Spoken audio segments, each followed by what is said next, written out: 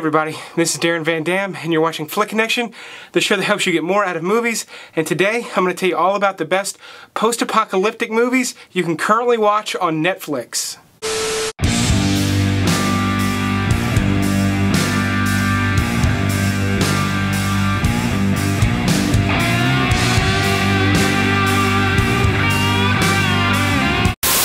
Alright, my number 10 pick is Here Alone, which is actually a zombie movie with little to no zombies actually in it, which, you know, is sometimes a good thing. But this is basically about a woman after the zombie apocalypse. She's trapped out in the woods, or at least alone out in the woods, and she does have quite a few zombie encounters.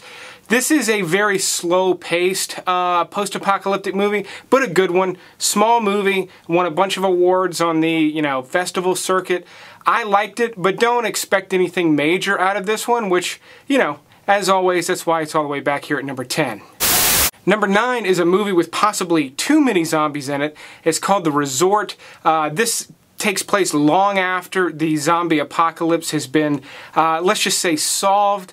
And there's this resort island off the coast of North Africa where people can pay a lot of money to go and hunt zombies. So think about it as kind of like Jurassic Park meets Night of the Living Dead.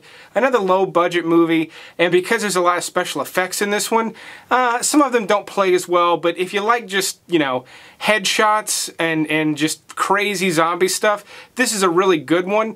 Don't expect stellar performances. Don't expect stellar special effects, but you can expect to have some fun with this one. Just my recommendation is don't think about it too hard.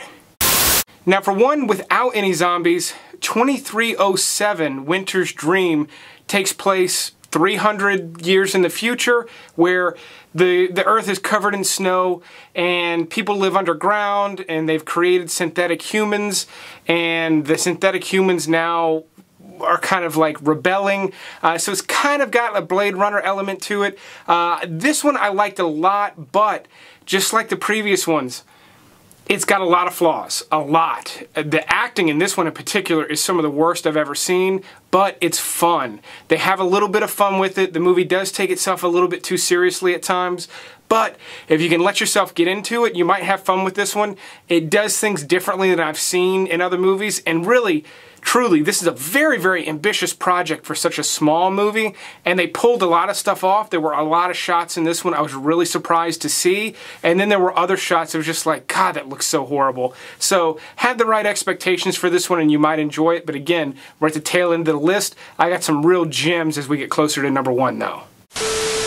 Cargo is a Netflix original. I've talked about it before. I've done a full review. I'll put a link in that to the description below if, you know, if I have time. And it's a good little zombie flick with, again, very few zombies. It's about a father in the Australian outback trying to find someone to take care of his, what appears to be maybe a 6 to 8 month old daughter. So it's very heartbreaking in a lot of ways, but it's a good, strong story. It's based on a short film by the same name, and I think they pulled it off. I think they translated it to a feature very well. It is a Netflix original. It's on par with some of the better Netflix originals, which you gotta have the right expectations again, but I did enjoy this one. I thought it was very, very well done. Martin Freeman gives an incredible performance in this one, so I highly recommend checking this one out if you're into the premise at all. My number 6 pick is Automata. I think I'm saying that right. It stars Antonio Banderas, and this is way in the future. It's less post-apocalyptic and more sort of dystopian, but it does fit into the genre where robots haven't taken over, but humans and robots are, let's just say, not getting along, it's got this really cool grungy feel to it. This one is the most beautiful one that I've mentioned so far. For me, the story fizzled a little bit, as stories tend to do with lower budget movies.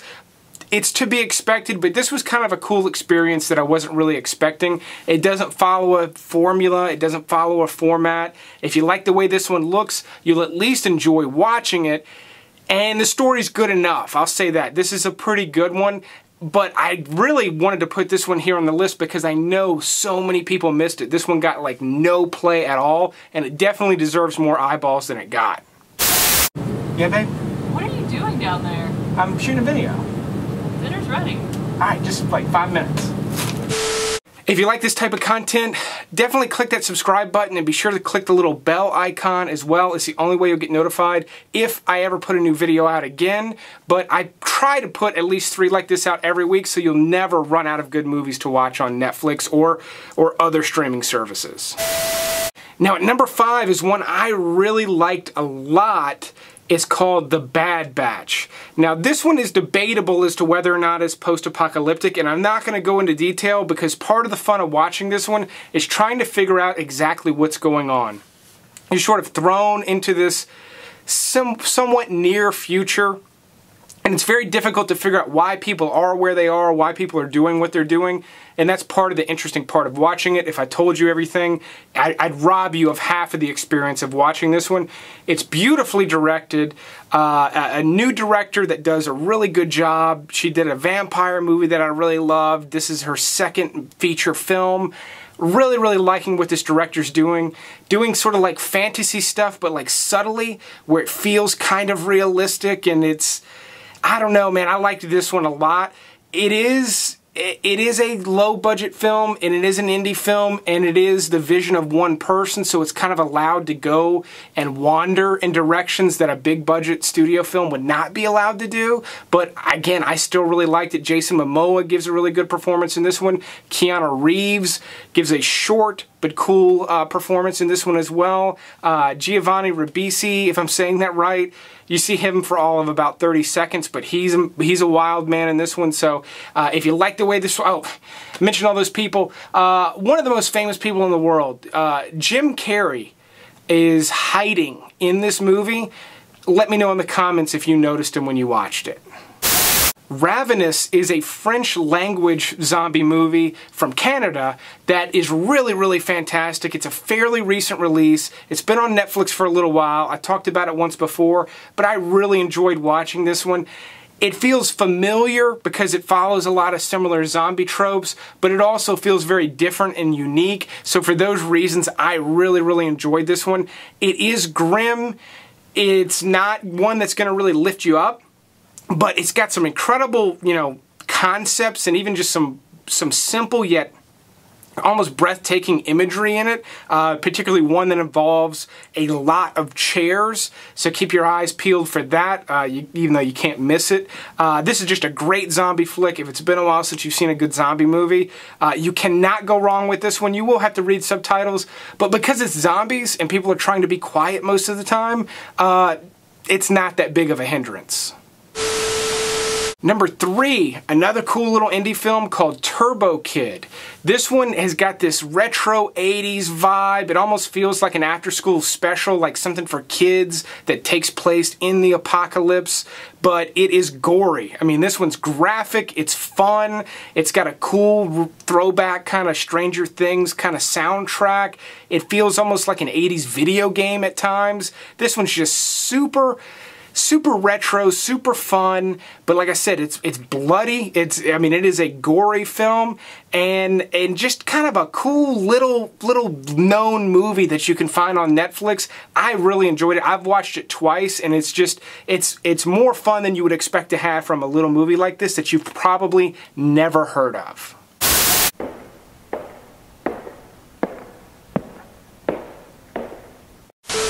My number 2 pick is The Road, which is really one of the best post-apocalyptic movies, not just on Netflix, but best all around. This one is very, very grim, so do not expect to be in a good mood when this one's over. In fact, I really didn't like it that much the first time I saw it because I felt so depressed when it was over, but it is really good. I've revisited it multiple times.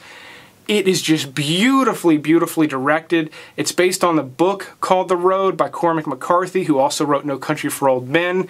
Really is just one of the most stunning visions of the apocalypse. I mean, it really is a place you would not want to spend more than 5 minutes, yet this father and son are just trying to survive. The father played by Viggo Mortensen. Really, I cannot recommend this one enough, but if you do not like watching movies that will upset you, you're going to have to stay away from this one, because this one is really extremely realistic compared to the other ones we've talked about. And then a very little known apocalyptic movie from Australia, again with no zombies this time, is called The Rover, starring Guy Pearce. who looks like a maniac. And Guy Pearce really is one of my favorite actors. I think he's one of the strongest actors working today and is very, very underrated for how good he is. But he's incredible in this. This is just a vision of the apocalypse. It's grungy, it's masculine, it's mostly, if not all, men that are left, and basically you're just watching the survivors essentially duke it out. Now there is a storyline that goes through. I'm not going to spoil it because that's part of the fun of watching it. But Robert Pattinson is in this one as well. This was kind of his first real kind of dramatic role after all the Twilight movies. He did a great job. Everybody did a great job. The production design on this one is really great. This one is raw though, so be in the mood for it. It's not going to put you in the dumps the way The Road did, but this is not an upper of a movie, so be cautious of that. It comes with my highest recommendation on the list. My top 3 or 4 always do. Watch them. Let me know in the comments below what you'll be watching. But I'll keep making videos like this one if you keep watching them. But thanks for watching this one, and you will see me, hopefully you'll see me next time.